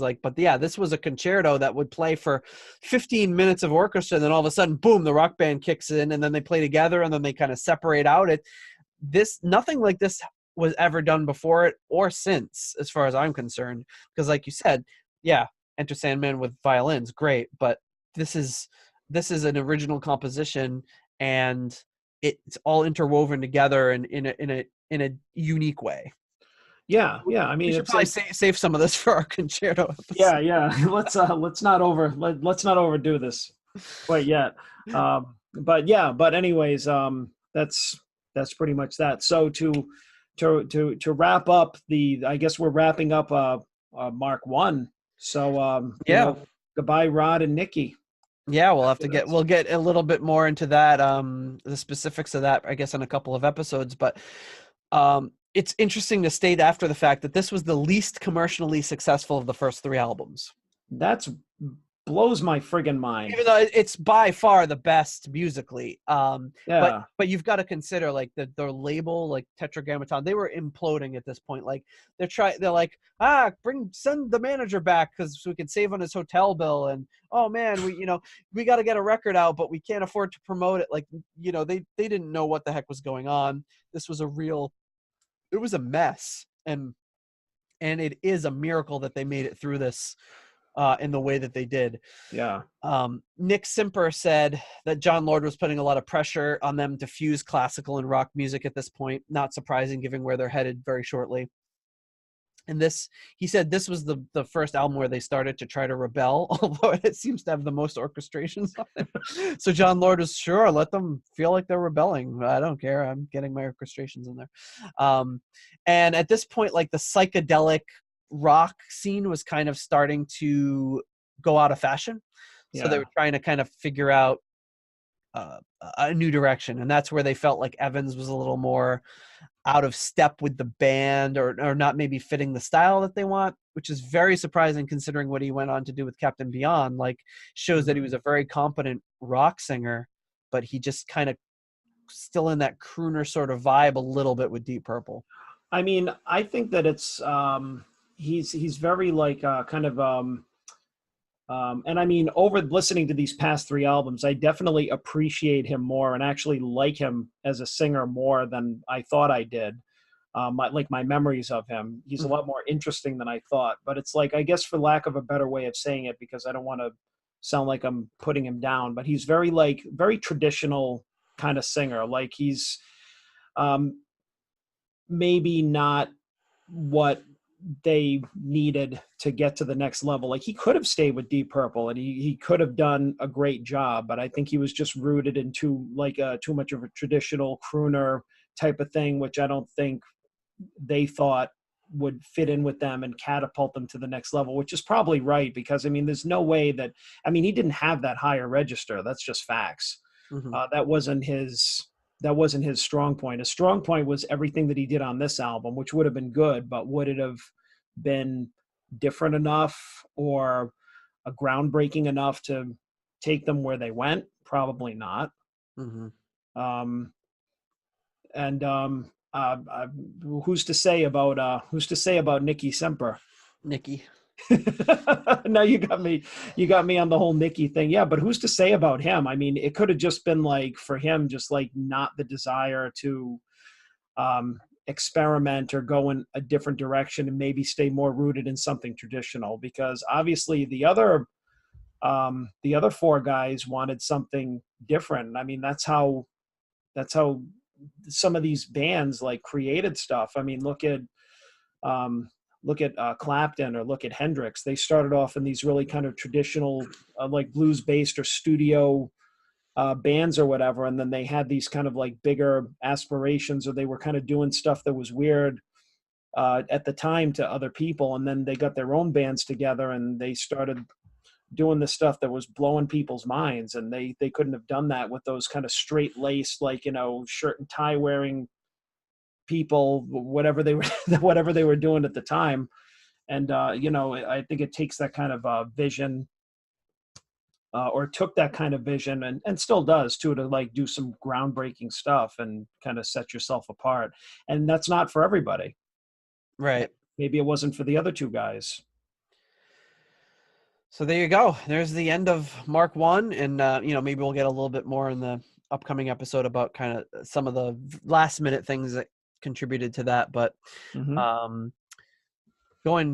moving on past this album, we're going into the news, our famous news segment.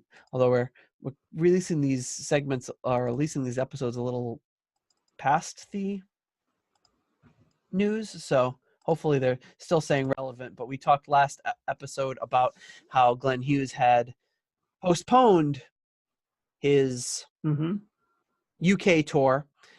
They have released new dates for it, so you can check out glenhughes.com for more if you're in the UK. If you're one of our 3 UK listeners and want to see Glenn Hughes, you can check that out.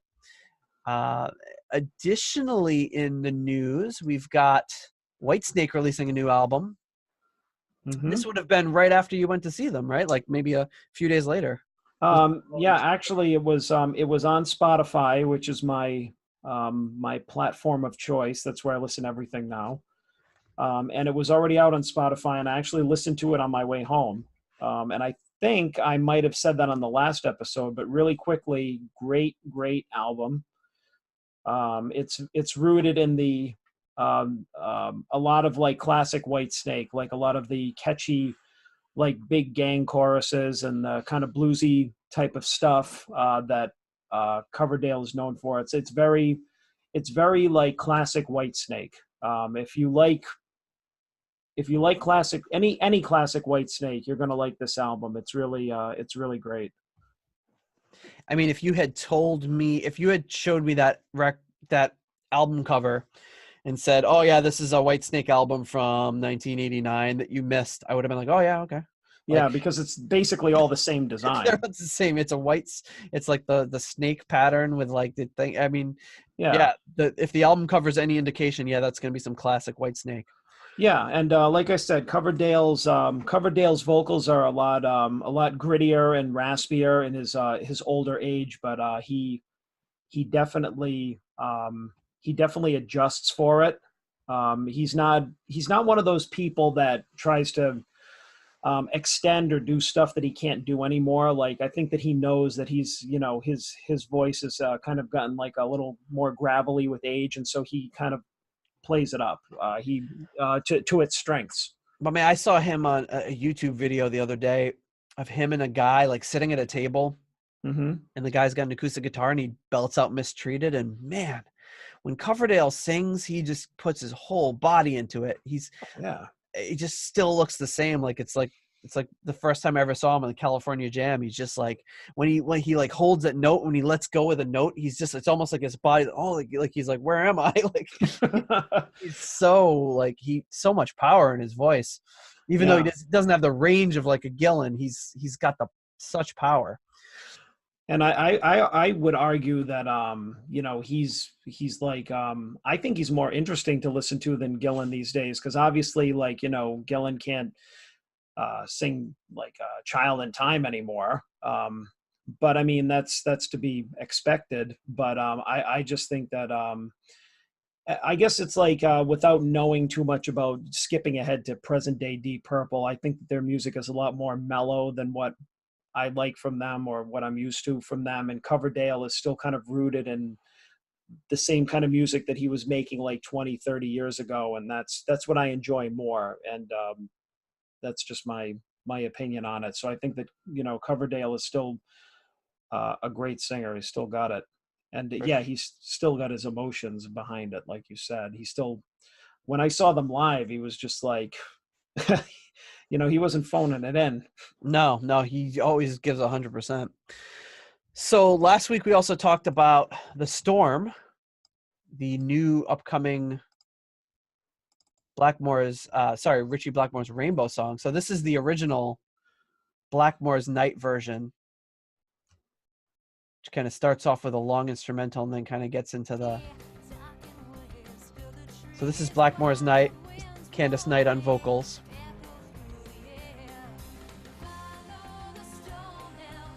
So they said what they were going to do was release The Storm as Richie Blackmore's Rainbow and do like a rocked up version of it. Do you have that? I do. They were true to form. They released the rocked up version of it. I can find it. I can't find it. But they did release the new version of it. Do I not have it? Maybe I didn't grab that.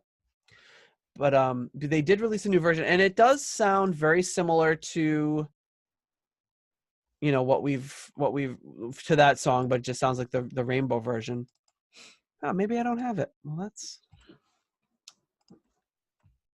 Well, that would be interesting once we get to that point to like hear a Blackmore's Night album, because I have never I just remember the first time that I had heard that I was like, nope, and then listen to after that. It's not my thing. No, it's, and truth be told, it's not really my thing either. But they do. Oh, I'm accidentally playing it now. Oh, you can't hear it, but so I'll rewind this back. I'm just playing it straight off of YouTube. Okay. It's got ads and everything.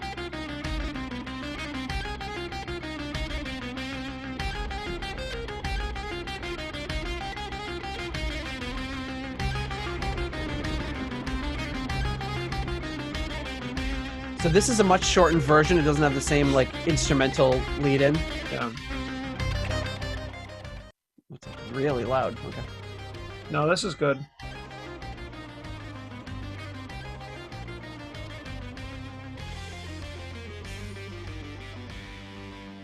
So it kind of gets right into it a little more.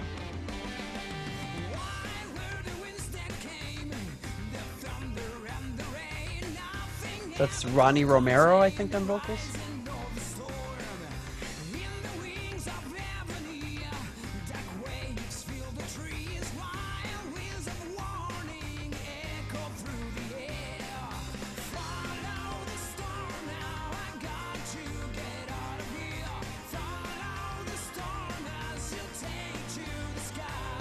So it kind of stays pretty faithful to the Blackmore's Night version. Mm-hmm. I'm not really loving it. No, I mean I'm trying to figure out how to make it stop now. There we go.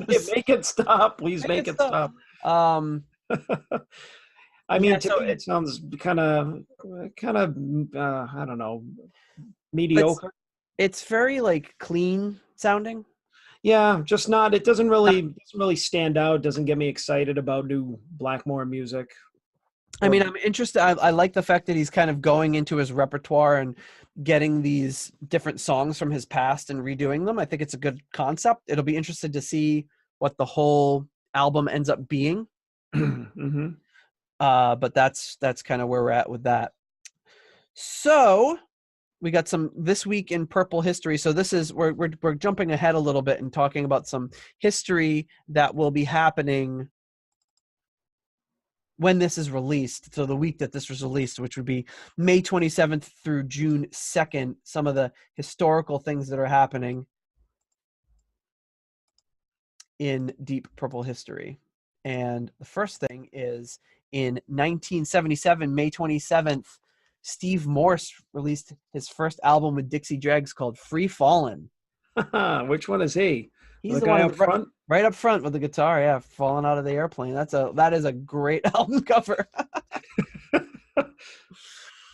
So I am not familiar at all with Dixie Dregs. The only thing I know about them is Rod Morgenstein's the drummer, and he was the drummer in Winger, right?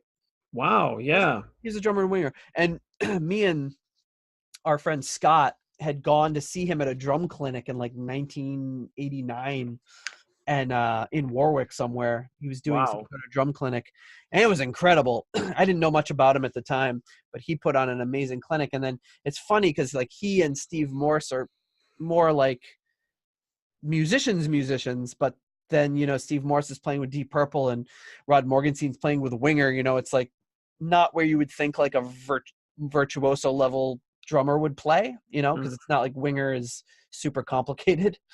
But yeah, but he's a great drummer. So we had that. Also in news, Tony Ashton pictured here as the strongman on the left. I always loved this album cover. It's a great album too. He passed away on May 28th, 2001. So very sad. You know, he played with so many different people from the extended family. John Lord probably, and Ian Pace most notably, as well as being in the Butterfly Ball and the Wizards Convention. There he is with Pace Ashton Lord. I think he had some sort of nervous breakdown or something, which kind of ended the Pace Ashton Lord thing, which was such a great band. On May 30th, 1974, John Lord released the Windows album. And this is kind of like Concerto for Group and Orchestra Mark IV.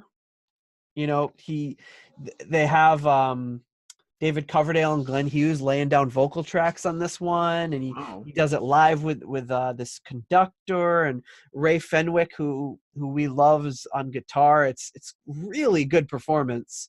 Definitely worth checking out. I saw you know, some of the videos popping up on YouTube. Really, really good stuff. And I haven't given it like a full, like dedicated, really solid listen, but it's really interesting. Then we have June 1st, 1972. I don't have a picture for that one, but Warhorse released their second and final album, Red Sea. And that was I'm sorry, Nick Simper. Nick Simper's band, right?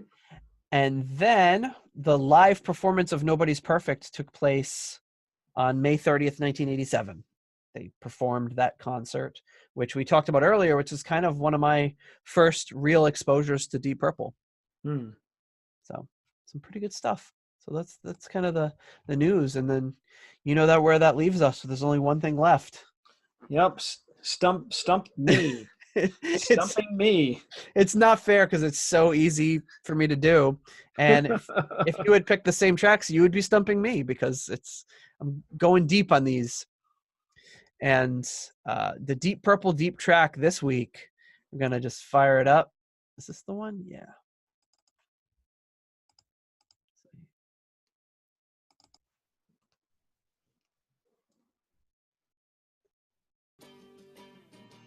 So for those of you new viewers, this is where I play a track for John that is related to Deep Purple in some way, but he doesn't know how, and he has to figure it out.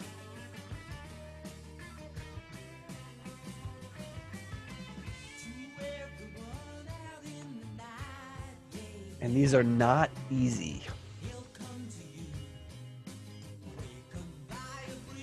My God, this sounds like something off Rocky Horror Picture Show. I have no idea. It's a tough one, right?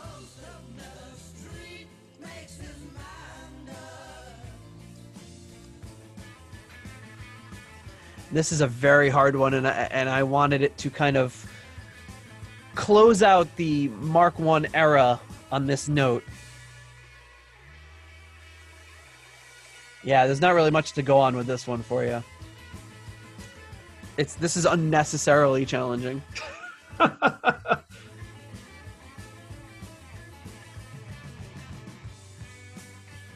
So if, I can't tell by any of the musicians, like who this could be.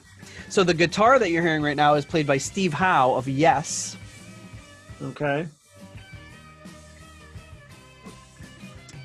The drums are being played by Bobby Clark, who was in Roundabout before they kind of changed their name to Deep Purple. Mm-hmm. The vocals are by Dave Curtis, formerly of Roundabout, before they became Deep Purple. And those are the connections, so it's pretty loose. The guitar and vocals are Clive Muldoon, who went on to form a folk duo called Curtis, with Curtis Muldoon and Dave Curtis. Mm-hmm. Bruce Thomas plays bass, who later on to form the group The Attractions that backed Elvis Costello. And they were also on the Tetragrammaton, ill-fated Tetragrammaton label with Deep Purple. Oh boy. So this band is called Bodast. It's just the way you said it was funnier than the actual name. Bodast. So I had to give it to really, really sell it. So Bodast. This is, and another reason you probably wouldn't have heard this is, here's the album cover for you. This album was recorded by Tetragrammaton, but because of all these troubles we've talked about, the label just like went belly up, couldn't even release the album, never got released until like the 80s. In 1981, they scraped this together and released it and said, okay, we're finally getting this album out. Even though it was recorded in like the 60s. Oh, okay. I was going to say, when was it recorded? Yeah, it was recorded in the 60s. And there's a portion from the song. This song is called Nether Street. And this was renamed and reused by Yes as part of the song Starship Trooper from the Yes album in 1971. So they recycled some of the music because they didn't even think it was going to ever see the light of day. Yeah. Wow. So that's a tough one. That's a very tough one. Yeah, I've never heard of it. So no, and that's one of those ones that I would look at that Deep Purple family tree, and it's just this huge PDF file that just you scroll through it up and down and see all the different lineups and how the bandmates connected. And it's one of those ones I would see Bodast on there, and I was finally like, what the heck? What is their connection? And I saw that tenuous connection of Bobby Clark and Dave Curtis, and that's how we made the jump. So wow. I know, really closing it out on a hard one. So I guess. So with that, I think that's what we've got this week. I am going to be getting some of the stuff up in the show notes because there's lots of really good material here. If anyone wants to check it out or see any of the stuff from this episode, check out deeppurplepodcast.com, and you can get links to videos and audio and links to purchase some of the albums we talked about today in this episode. Next episode is episode 6. So what do you think we should talk about? Well, I thought it would be cool if we talked about episode 6 on episode 6, but I don't know if that would really go with our theme of forging ahead with the albums. No, but I think it will. Well, I mean, we've got to have an introduction for Ian and Roger, right? So we had our kind of warm-up second episode where we talked about the backstory of all the guys that ended up being Deep Purple.